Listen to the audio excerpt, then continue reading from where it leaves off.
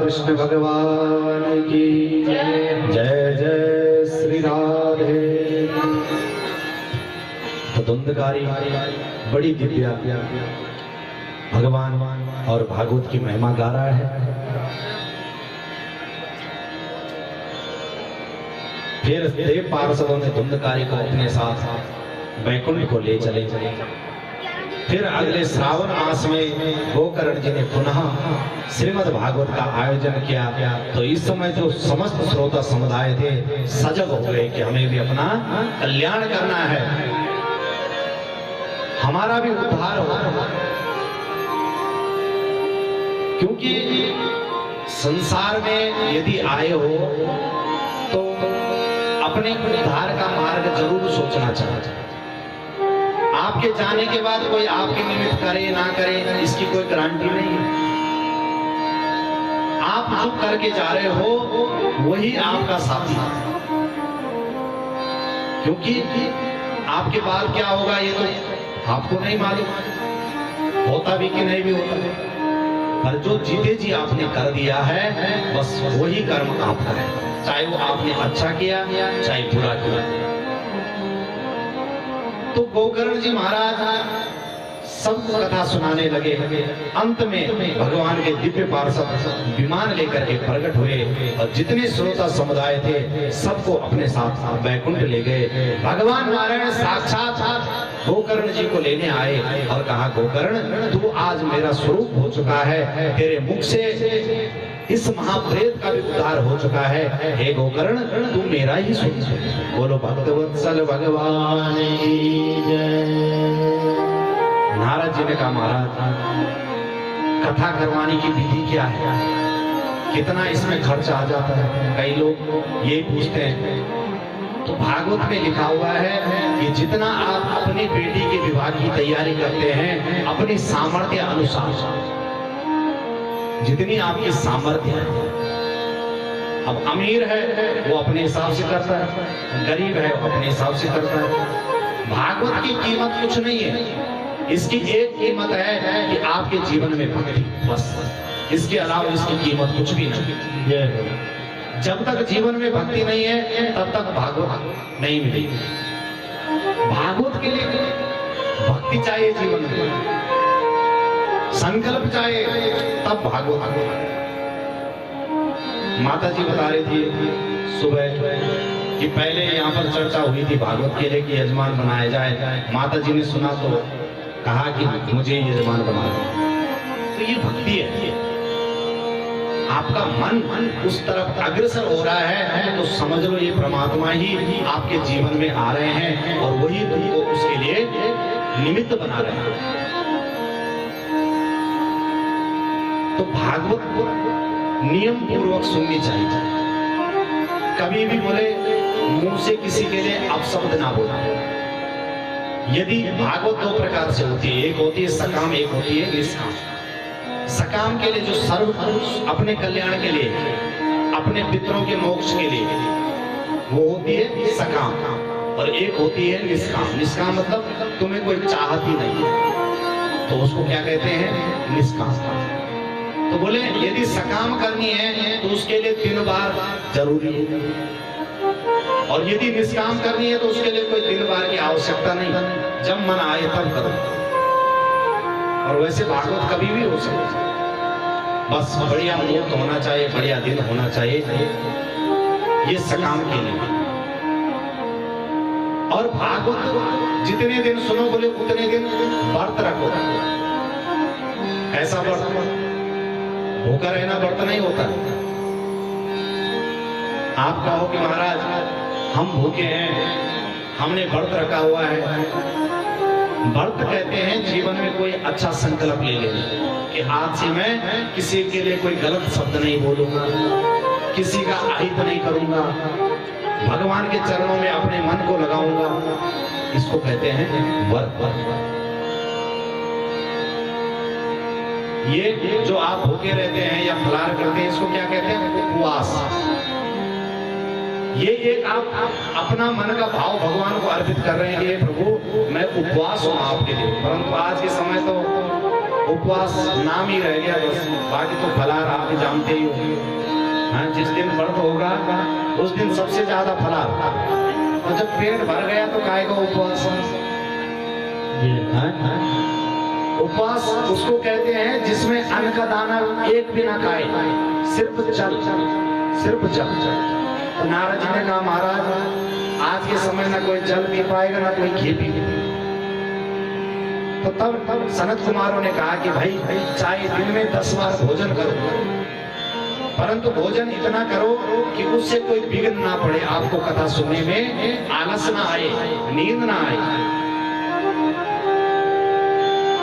और खूब भजन करो, खूब पूजन करो, खूब भगवान की नाम स्मरण करो।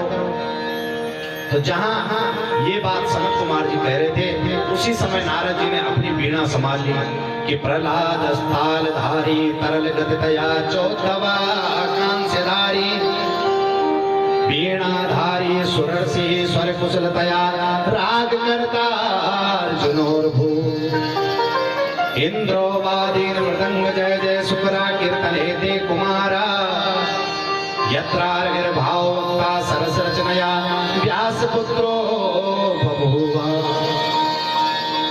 उस दिव्य सभा में जितने भी श्रोता समुदाय बैठे थे, नारद जी वीणा बजाने लगे, कोई राग रागिनी के साथ गाने लगा, कोई ढोल मंजीरा बजाने लगा। बड़ा दिव्य अलौकिक कीर्तन उस सभा में हुआ, परंतु बिना नृत्य का कीर्तन भी हल्का लगता है, तो अब नाचेगा कौन? तो उसी समय भक्ति महारानी अपने पुत्र ज्ञान वैराग्य के साथ वहां प्रकट हो गई। और ननर्त मध्य त्रिकमे तत्रा भक्त्यादिका नाम नटवत्सु तेजसाम अलौकिकम कीर्तन में तदीक्षा हरि प्रसन्नो पिवचो प्रवीता। भक्ति ज्ञान वैराग्य के साथ समन्वित होकर के नाचने लगे। निकुंज में विराजे घनश्याम राधे राधे, निकुंज में विराजे घनश्याम राधे राधे, निकुंज में विराजे घनश्याम राधे राधे, निकुंज में विराजे घनश्याम राधे राधे, घनश्याम राधे राधे, श्री श्याम राधे राधे, घनश्याम राधे राधे, श्री राम राधे राधे, घनश्याम राधे राधे, श्री श्याम राधे राधे, राम राधे राधे, श्री राम राधे राधे, निकुंज में विराजे घनश्याम राधे राधे, निकुंज में विराजे घनश्याम राधे राधे, निकुंज में विराजे घनश्याम राधे राधे, निकुंज में विराजे घनश्याम राधे राधे। जय हो। सभी लोग प्रेम के साथ ताली वादन करें।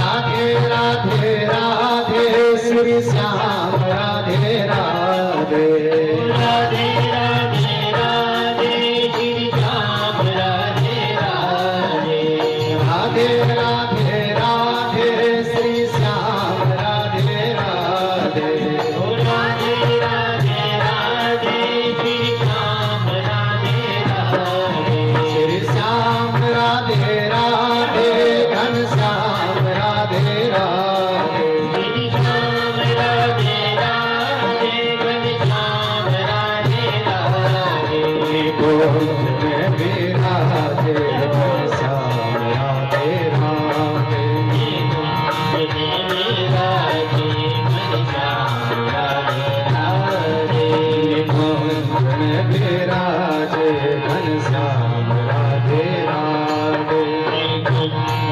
विराजे घनश्याम राधे राधे, निकुंज में विराजे घनश्याम राधे राधे, निकुंज में विराजे घनश्याम राधे राधे, निकुंज में विराजे घनश्याम राधे राधे, निकुंज में विराजे घनश्याम राधे राधे, राम राधे राधे, श्री राम राधे राधे, राम राधे राधे, श्री श्याम राधे राधे, जय हो। हरि बोल। निकुंज में विराजे घनश्याम राधे राधे,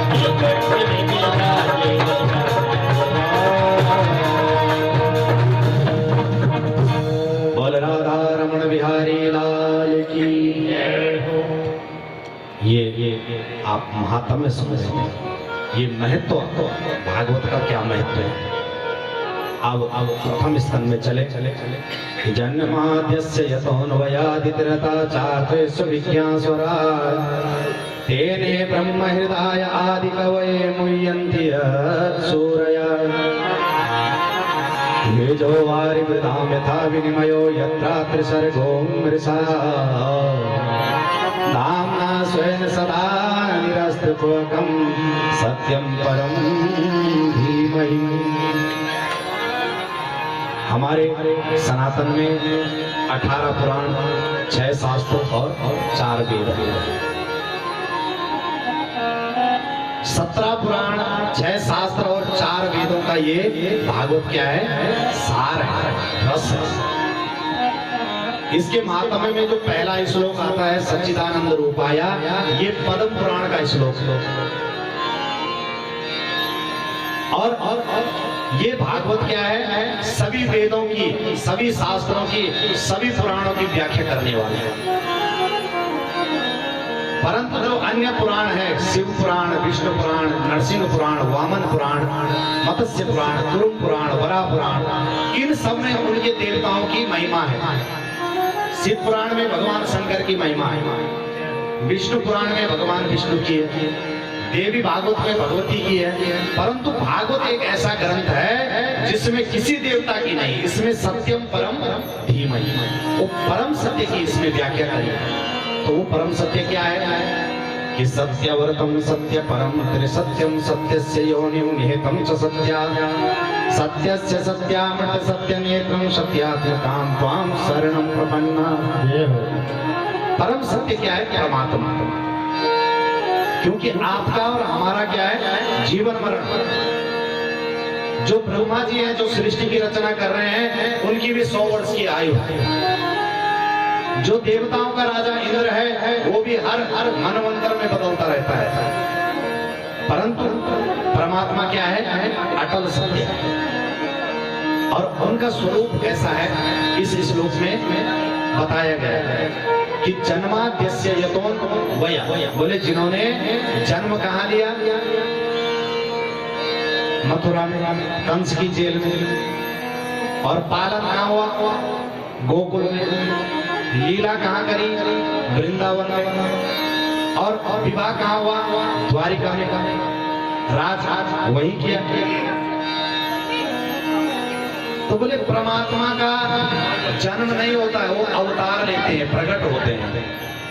क्योंकि भगवान गीता में कहते हैं कि यदा यदा हि धर्मस्य ग्लानिर्भवति भारत अभ्युत्थानात् धर्मस्य तदात्मानं सृजाम्यहम्।